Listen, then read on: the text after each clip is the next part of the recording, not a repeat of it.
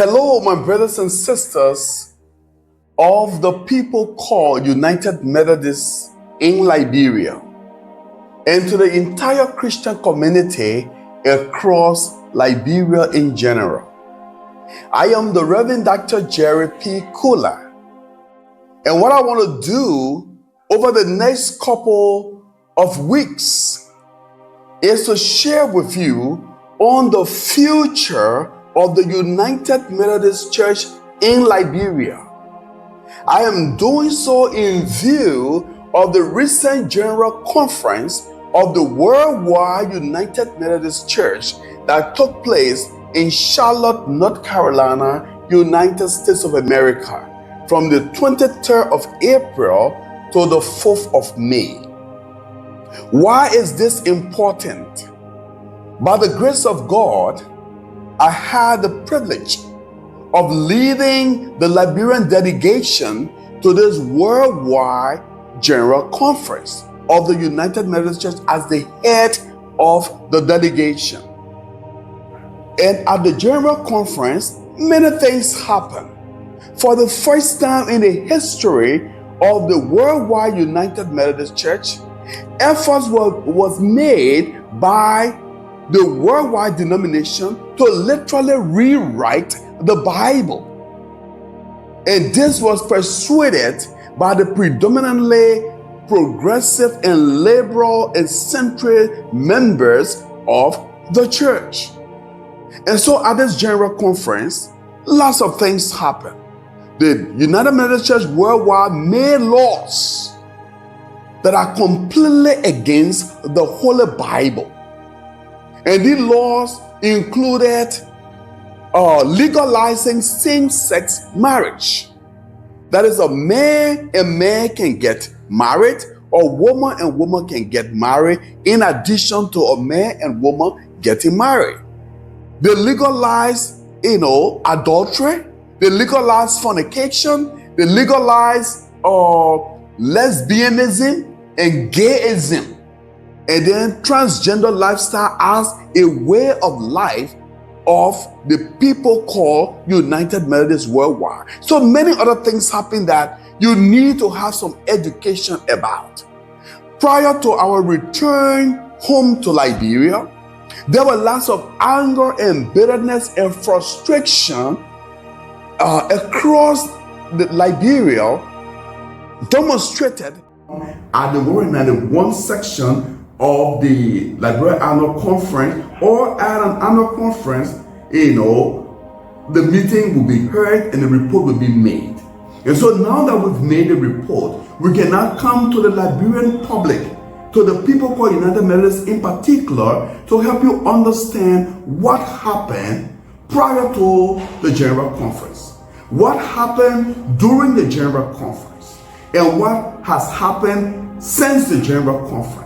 And what are the implications of what happened at the General Conference upon the people called United Methodists in Liberia?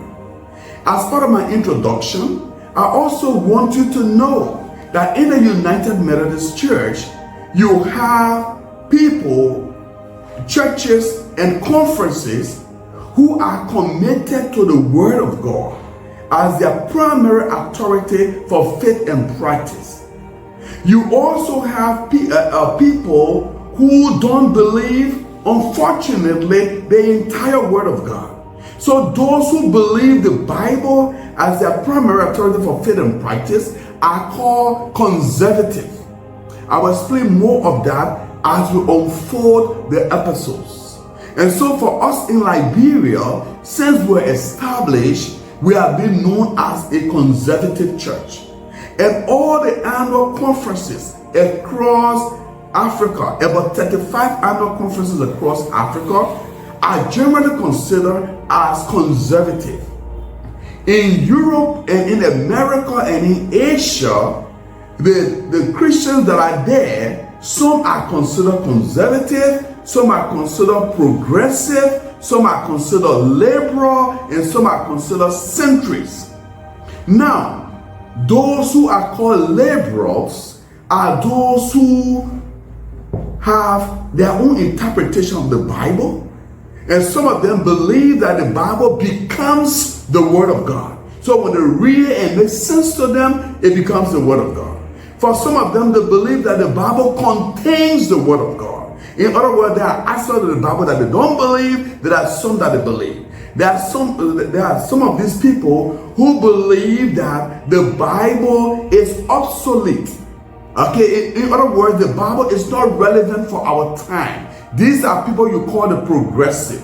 As far as they are concerned, God has given us more knowledge than the Apostle Paul, than John, than Matthew, than Peter, than all those people who wrote the Bible several centuries ago. So we know better than them. And so we can interpret the Bible better than they interpreted it. We can understand it better than they understand. So we can come with our own interpretation, our own beliefs, and our own practices. You call these people the progressives. Then you also have the centrists. The centrists are people who are more like in the middle. They have some progressive ideas, they have some conservative ideas, and so they are called centrists. And so all the people make up the church. And right now, as a result of the general conference that was heard, I will tell you why, but the predominant delegates were liberals and progressives.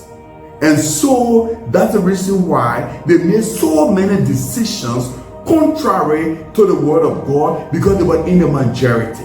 Now that they have made those decisions, and those are laws of the church, those laws have a way of impacting all of us. And so over the next couple of weeks, I'm going to be sharing with you several episodes. And so after this introduction of what it is, I am going to share with you a little about myself. That will be another episode. Then I will talk about the myths in the United Methodist Church in Liberia since the end of the General Conference. After discussing the myth, then I will take you on a journey of trying to understand what happened prior to the General Conference, and then what happened during the General Conference, and what has happened after the General Conference, and what are the implications upon the people called United Methodists.